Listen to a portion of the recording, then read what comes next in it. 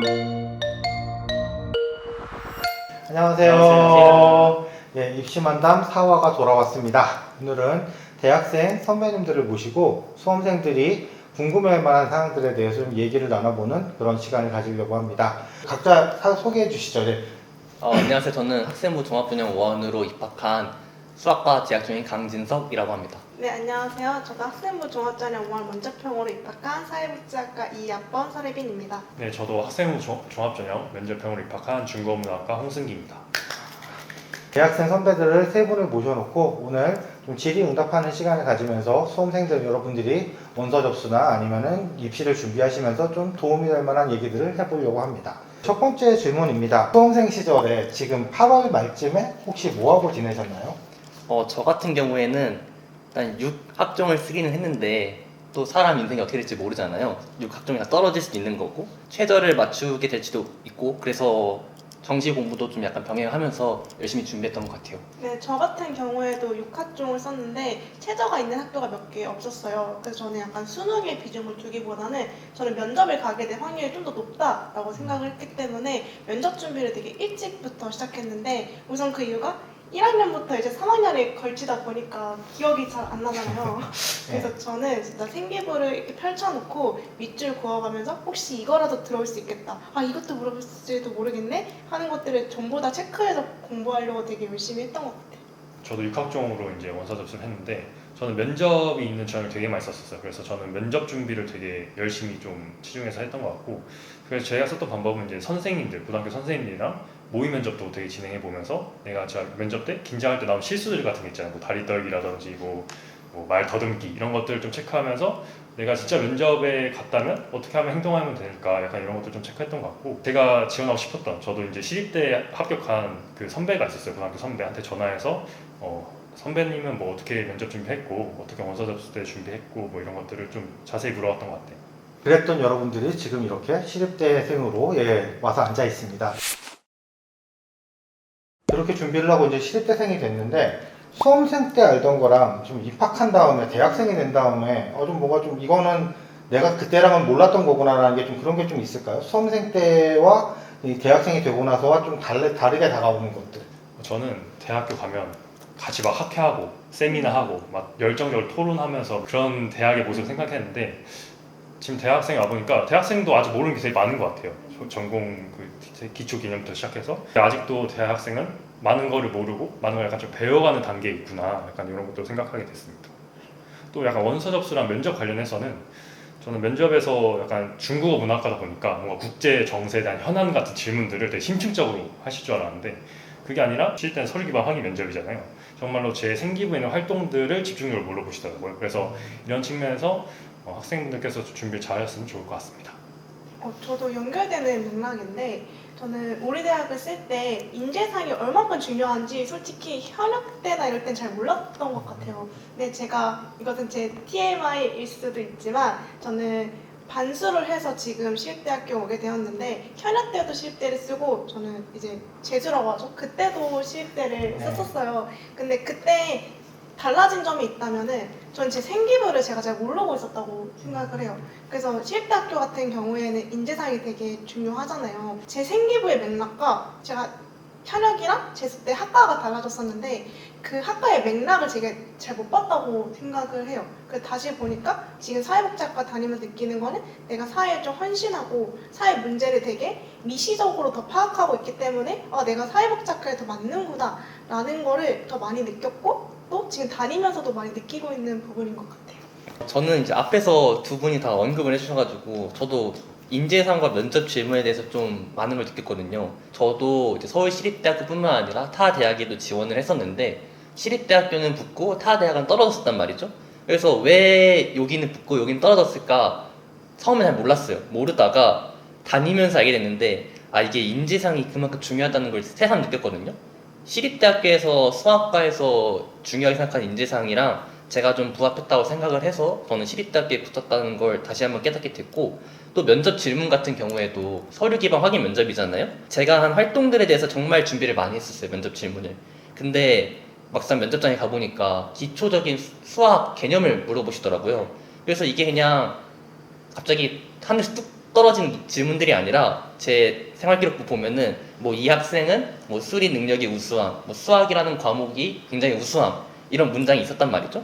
그래서 그런 문장들을 보고 교수님께서 저한테 질문한 게 아닌가. 만약에 여러분들 생활기록부에 어떠어떠한 과목이 우수함이라는 문장이 있고 그 과목과 관련된 학과에 지원을 할 거면 활동도 굉장히 중요하지만 그 과목에 대한 개념도 전부 다 아는 것이 중요하다고 생각합니다.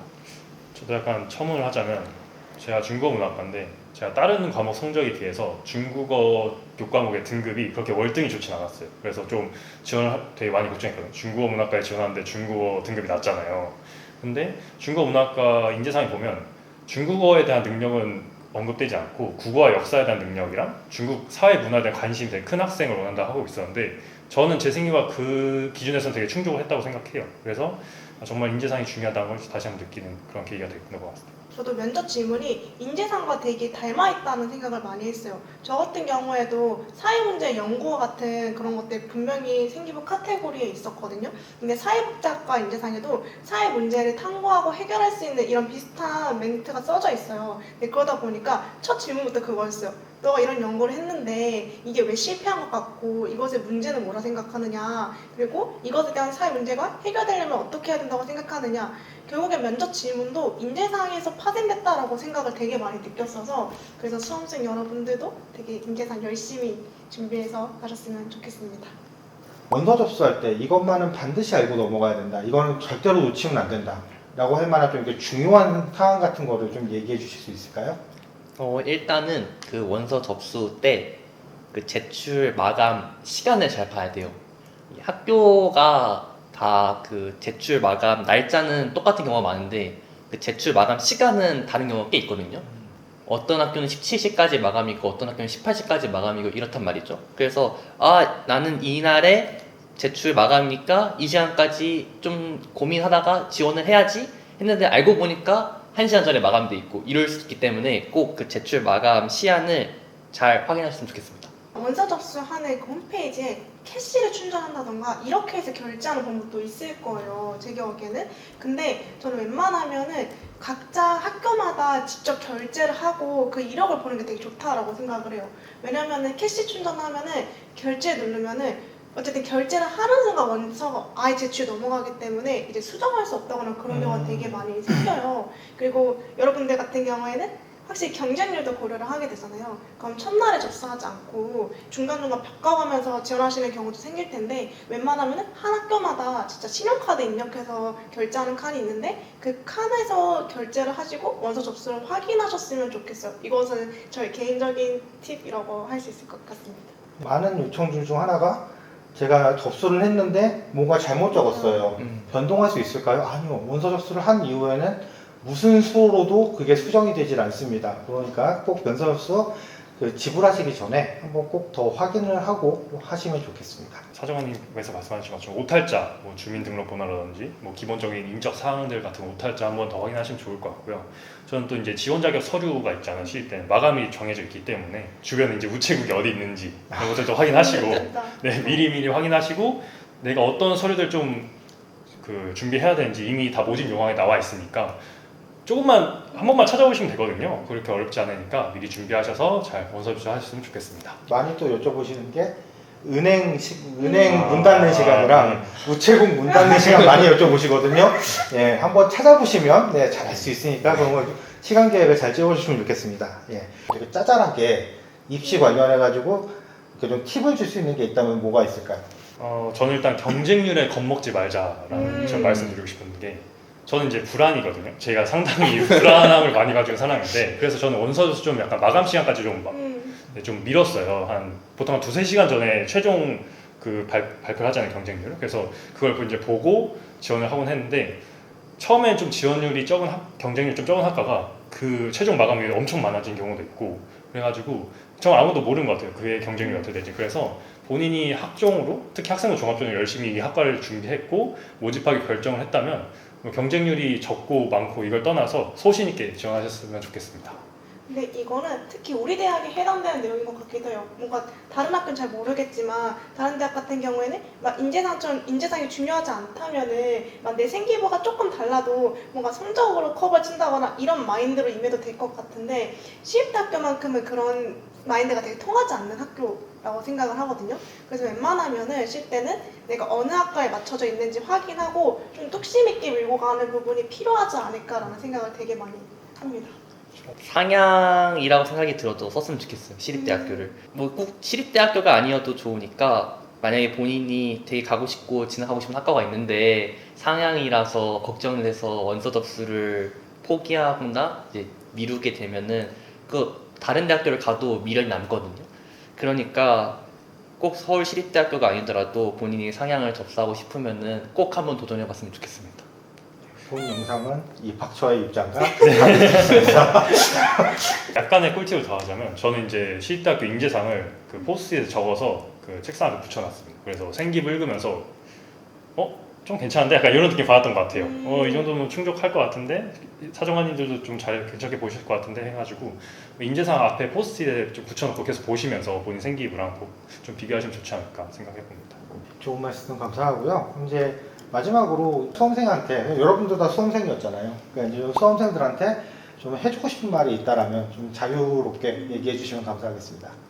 여러분 지금 굉장히 대학교를 가고 싶어서 열심히 준비도 하고 계시고 붙으면은 아 이러고 싶다 저러고 싶다 로망도 되게 많을 거예요. 근데 여러분 막상 붙고 학교 한 달 정도 다니면은 아 자퇴하고 싶다 이런 말 입에 달고 살거든요. 어쩔 수 없는데 여러분들이 그 대학교를 가고 싶어서 준비하던 그 마음가짐 그대로 대학생활 계속 진학해줬으면 좋겠고 그 마음가짐 잊지 않으셨으면 좋겠습니다. 네. 저는 개인적으로 고등학교랑 대학의 가장 큰 차이점은 내가 이제 무언가를 설계해 간다인 것 같아요. 그래서 여러분들이 어느 대학에서 시작점으로 시작을 삼아서 하시든 본인이 어떻게 구성해 가냐에 따라서 미래도 다르고 또 내가 어떤 삶을 살고 있는지도 많이 달라지는 것 같아요. 그래서 지금 당장은 대학 이름만 보일지라도 본인이 좀 더 먼 미래까지 생각해서 본인이 더 잘할 수 있는 거, 그리고 대학에 와서 좀 많은 로망 같은 것도 생각을 해서 비관적이기보다는 긍정적으로 삶을 설계해 나가실 수 있었으면 좋겠습니다. 네, 다시 한번 말씀드리지만 본 영상은 입학처 공식 입장과 다를 수 있습니다. 두 학생분께 약간 위험 발언을 좀 해주셨는데 저는 좀 안전한 발언으로 넘어가겠습니다. 고등학교 때는 대학이 전부잖아요. 고3 입장에서 대학만 들어가면 뭐 바로 뭐 취직도 하고 뭐 결혼도 하고 뭐 그럴 것 같은데 생각보다 대학에 오니까 선택의 폭이 넓은 것 같아요. 그리고 또 전공에 따라서 사는 사람이 그렇게 또 많은 것 같진 않아요. 그래서 대학에 와서도 충분히 그 자기의 관심사나 뭐 좀 진로가 바뀔 수 있기 때문에 일단은 너무 그렇게 큰 부담은 갖지 마시고, 부담이 되시겠지만 그래도 일단 대학 오셔서 재밌게 즐겁게 생활하셨으면 좋겠습니다. 대학생 선배들을 세 분 모셔놓고 얘기를 해봤는데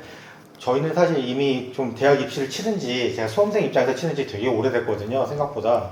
그러다 보니까 이제 좀 실제 얼마 전에 입시를 치른 이런 그 대학생들의 그런 조언이 여러분들께 도움이 될 거라 생각을 해서 이런 자리를 마련해 봤습니다. 이제 정말로 좀 원서 접수가 이제 얼마 안 남았는데요. 이런 얘기들이 좀 도움이 됐으면 하고요. 열심히 준비하셔서 이렇게 훌륭한 선배님들이 기다리고 있는 서울시립대학교에서 만나 뵀으면 좋겠습니다. 예, 이상 오늘 영상 마치도록 하고요. 다음 영상에 또 만나도록 하겠습니다. 감사합니다. 감사합니다.